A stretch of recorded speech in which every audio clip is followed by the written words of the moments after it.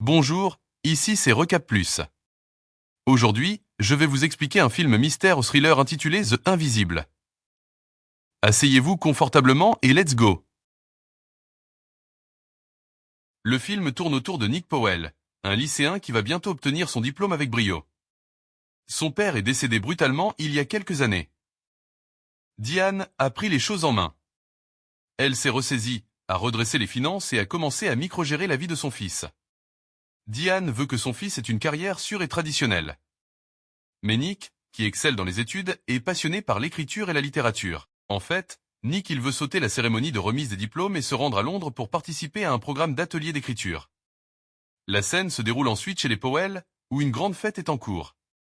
La matriarche de la famille, Diane Powell, se lève et prononce un discours reconnaissant les résultats scolaires de son fils. Elle porte ensuite un toast en l'honneur de Nick et lui offre un cadeau gravé à son nom. Cependant, Nick n'a pas l'air très content de toute cette fête organisée juste pour le célébrer. Il s'éloigne des invités, prend une part de gâteau, et entre dans le garage. Il s'assoit à côté d'un établi et tire soudain un fusil de chasse en direction de son visage.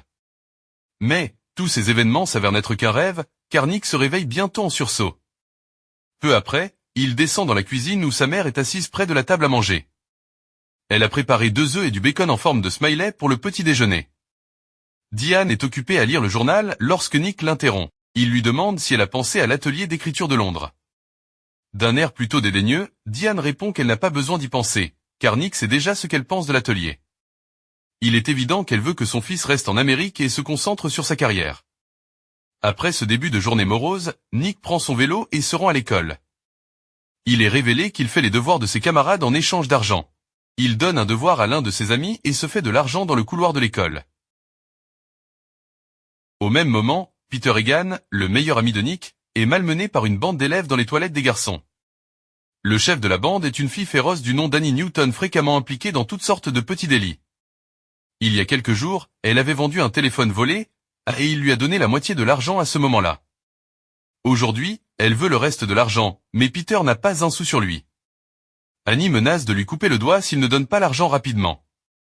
Elle quitte ensuite la salle de bain et ses sbires la suivent. À l'heure du déjeuner, Nick s'approche de son groupe et lui propose de payer le téléphone que son meilleur ami lui a acheté. Il pose une liasse de billets sur la table et demande à Annie si c'est suffisant. Mais elle ne réagit pas gentiment et lui dit de s'occuper de ses affaires. Nick se penche alors vers Annie et lui dit qu'elle est une personne émotionnellement brisée. Comme on pouvait s'y attendre, cela offense la brute et elle tente de l'attaquer. Quelques instants plus tard, tous deux sont réprimandés et emmenés dans le bureau du principal. Le directeur de l'école s'enquiert de l'incident et Nick répond en plaisantant qu'Annie le trouve séduisant. Mais le directeur n'est pas d'humeur à faire plaisanter et demande à Annie de rentrer chez elle. Il avertit ensuite Nick de ne pas perdre son temps avec des gens qui n'ont pas d'avenir devant eux. Ailleurs, Annie retourne dans son appartement, un foyer désordonné et brisé où elle vit avec sa belle-mère, son beau-père et un jeune frère, Victor. Sa belle-mère est occupée à fumer et à regarder la télévision ignorant toutes ses responsabilités. Cela met Annie en colère, qui lui reproche de ne pas nourrir Victor. Elle la menace de se lever du canapé et de ne pas passer la journée à fumer. La mère se plaint à son mari, lui demandant de dire quelque chose, mais il se range à l'avis d'Annie. Bientôt, le couple commence à se disputer et à proférer des injures et on entend des injures dans toute la maison. Mais Annie semble y être habituée. Elle donne à manger simplement Victor et va dans sa chambre. Plus tard dans la soirée, Peter vient chez Nick et les deux amis discutent. Peter demande à Nick s'il va à la fête organisée par l'un de leurs camarades de classe. Ce dernier répond qu'il n'ira pas car il a un autre endroit où aller. Nick lui tend alors un livre dans lequel il a caché un billet d'avion pour Londres. Cela fait enfin comprendre à Peter que son meilleur ami s'envole pour participer au programme de l'atelier d'écriture. Il lui demande si Madame Powell est au courant et Nick répond que non. Il affirme qu'après que son père est décédé, sa mère l'a étouffé en planifiant toute sa vie dans les moindres détails. Pendant ce temps, Annie sort avec son petit ami délinquant, Marcus Bohem. Ils se rendent au centre-ville où Marcus casse une voiture de luxe.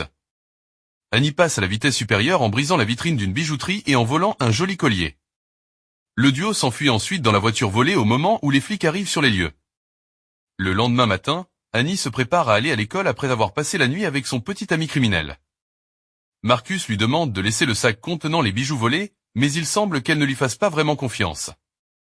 Cela met Marcus tellement en colère qu'après son départ, il informe les autorités de son crime. Un peu plus tard, Annie arrive à l'école et range le collier volé dans son casier. Pierre, qui se trouve à proximité, l'aperçoit par hasard. Il s'apprête à s'écarter quand Annie le voit regarder dans sa direction. La situation commence à s'aggraver peu après, les policiers arrivent à l'école et arrêtent Annie pour vol. Ils regardent également sous son casier et découvrent les bijoux volés. Plus tard, Annie téléphone à son amant et l'informe qu'elle a été arrêtée. Il fait semblant d'être innocent, tandis qu'elle prétend savoir qui l'a dénoncé. Plus tard, lorsque Nick rentre chez lui, sa mère l'informe que la compagnie aérienne a appelé. Elle lui révèle que son vol a été reprogrammé, ce qui montre bien qu'elle est au courant de son voyage à Londres.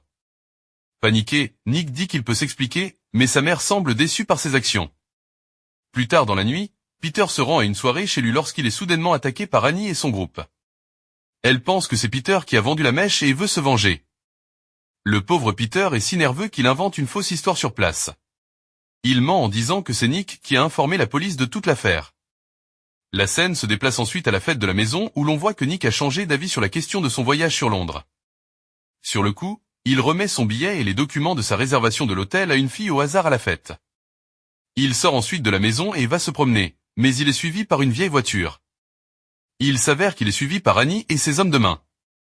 Dès qu'il atteint un tronçon de route plutôt calme, elle descend du véhicule et commence à le tabasser. Peter est contraint de regarder, depuis l'intérieur de la voiture, son meilleur ami se faire impitoyablement frapper à terre. Quelques secondes plus tard, Annie s'approche de Nick et lui demande avec sarcasme qui est l'homme brisé maintenant. Nick répond qu'elle est toujours celle qui est émotionnellement brisée. Cela rend Annie furieuse et dans un moment de folie, elle donne un coup de pied à Nick de toutes ses forces. Le pauvre homme roule alors dans la rue et se cogne la tête contre un rocher. Paniqué par leurs actions, l'un des membres de la bande va voir Nick, mais il se rend compte qu'il respire à peine. Le groupe est terrifié à l'idée d'avoir participé à un meurtre. Annie reprend soudain ses esprits et ordonne à ses hommes de main d'aller chercher Nick. Ceux-ci acceptent à contre-séance s'exécute et l'emmènent dans les bois. Au cours de cette opération, la montre de Nick tombe par terre, mais elle n'est pas en état de marche et du coup personne ne la remarque. Le groupe jette le corps dans un collecteur d'eau pluviale, le recouvre et s'en va. À la suite de cet incident pénible, Annie décide de se rendre chez son petit ami. Elle y arrive rapidement et lui avoue aussitôt qu'elle a tué Nick. Elle supplie son ami de l'aider à trouver une histoire crédible pour couvrir le crime. Mais Marcus tente de la mettre à la porte car il a peur que la police ne l'attrape lui aussi. Il est furieux de cette trahison. Annie rappelle à son petit ami qu'elle peut lui révéler l'emplacement de toutes les voitures qu'il a volées au fil des ans. Elle se rend ensuite sur le pont voisin et brûle ses vêtements sous celui-ci. Pendant ce temps, dans un retournement de situation choquant, Nick émerge en bonne santé et indemne des buissons le lendemain matin. Il se rend à son école comme d'habitude et tente de parler à ses camarades de classe. Cependant, Nick se rend vite compte que personne ne peut le voir ou l'entendre. Il tente même de faire du bruit et jette un livre sur l'étagère voisine, mais il n'y a pas de réaction de la part de la classe. Nick se rend alors dans le bureau du directeur où il entend sa mère au téléphone. Il essaie de communiquer avec elle mais sa voix ne semble pas passer. Confus et effrayé, Nick tente de rentrer chez lui en courant, mais il est percuté par une voiture au milieu de la route. Un énorme camion de marchandises l'écrase mais, étonnamment, il s'en sort indemne. L'adolescent se rend compte qu'aucune des personnes qui marchaient dans la rue ne l'a vu se faire renverser par la voiture. Peu de temps après, Nick rentre chez lui et voit sa mère en train de parler avec le maire de la ville et la police locale au téléphone. Il essaie d'attirer son attention, mais comme tout le monde, elle ne l'entend pas et ne le voit pas. Il s'avère qu'elle a signalé la disparition de son fils et que la police est à sa recherche. Nick comprend alors qu'il est peut-être mort. Un peu plus tard, les inspecteurs Kate et Brian commencent à enquêter sur la disparition soudaine de Nick. Ils observent des traces de pneus, quelques mètres à l'intérieur des bois avoisinants, ainsi qu'une vue latérale cassée de la voiture de Nick. Le duo est également informé de l'altercation qui a eu lieu entre Annie et Nick quelques jours plus tôt à l'école. Ils se rendent donc au domicile d'Annie et la trouvent assise sur le toit. Inspecteur Brian, qui a déjà travaillé avec le père d'Annie, lui demande si elle a vu Nick récemment. Elle ment qu'elle ne l'a pas vu depuis qu'ils se sont disputés à l'école. Brian, sachant qu'Annie traverse une période difficile à cause du second mariage de son père, décide de la laisser tranquille. Il lui demande simplement de les contacter si elle trouve quelque chose de suspect avant de la laisser seule. Pendant ce temps, une équipe de recherche est formée pour retrouver Nick dans les bois. Ailleurs, Nick, qui a accepté d'être mort, est dans sa chambre, réfléchissant à ce qu'il doit faire. Il remarque bientôt un bel oiseau sur la balustrade du porche, juste à l'extérieur de la chambre. L'oiseau semble gravement blessé et est sur le point de mourir, lorsqu'un oiseau vivant apparaît soudain sur son épaule. Il ressemble exactement à l'oiseau blessé et Nick le saisit dans sa main. et il disparaît au moment même où l'oiseau blessé meurt sur le porche à l'extérieur. Nick réalise alors enfin ce qui se passe. Il n'est pas mort, mais il est en train de vivre une expérience extracorporelle. Pendant ce temps, l'inspecteur Brian rend visite à Marcus dans son garage et s'enquiert de ce qui se passe sur le vol de la bijouterie. Marcus répond qu'il n'a aucune idée de ce qui s'est passé de l'incident et ment en disant qu'il travaillait ici. Mais le détective n'est pas totalement convaincu et demande à Marcus d'appeler le poste de police s'il rencontre Annie. Plus tard dans la journée, Marcus, nerveux, arrête Peter dans la rue et l'informe qu'il est en train d'être poursuivi par les flics. Le duo retourne dans les bois, où Nick a été vu pour la dernière fois. Puis il découvre le corps de Nick dans le collecteur d'eau pluviale et l'emmène à un autre endroit. Marcus décide ensuite de se débarrasser d'Annie une fois pour toutes, car il croit qu'elle devient incontrôlable. Il lui demande de la rencontrer près d'une gare, mais elle lui dit qu'elle ne peut pas se débarrasser d'elle et lui dit qu'il veut simplement lui parler. Annie, à son tour, appelle Peter au lieu de rendez-vous, mais il ignore totalement qu'il est suivi par la police. Quelque temps plus tard, ils arrivent tous les trois à l'endroit désigné. Marcus fait immédiatement part de ses intentions et braque une arme sur Annie. Ensuite, il ordonne à Peter de se taire et lui permet de rentrer chez lui. Mais à ce moment-là, plusieurs flics arrivent sur les lieux. Annie profite de la distraction et arrache l'arme à Marcus avant de s'enfuir en courant pour se mettre à l'abri. Nick, qui était arrivé avec le flic, crie qu'ils vont l'attraper et, à sa grande surprise, elle répond en criant « Jamais ». Il est évident qu'Annie peut entendre Nick dans une certaine mesure bien qu'elle ne puisse pas le voir. Le lendemain, elle arrive chez Nick après avoir passé la nuit à l'école de gymnase. Elle se faufile dans sa chambre et regarde ses photos d'enfance. Petit à petit, elle commence à réaliser que Nick n'est pas si différent d'elle après tout. Ils ont tous deux grandi dans un foyer désuni et ont été confrontés à des problèmes similaires, comme des parents émotionnellement distants. Le fait qu'elle l'ait tué dans un accès de rage commence à peser lourd sur sa conscience. Mais avant qu'Annie ne puisse en savoir plus, elle est obligée de s'enfuir lorsque la mère de Nick arrive soudainement entrer dans la chambre. Elle se précipite dans les bois à l'endroit où elle a vu Nick pour la dernière fois. À sa grande surprise, elle ne trouve pas son corps sous le collecteur d'eau pluviale. Elle découvre un paquet de chewing-gum à la nicotine à proximité, ce qui lui fait penser que Marcus est également venu ici. Bientôt, Annie retrouve son petit ami et le traîne sur une corniche en le menaçant d'une arme. Marcus finit par admettre qu'il a déplacé le corps de Nick. Il est maintenant au pied d'un barrage voisin qui s'ouvrira dans une demi-heure environ.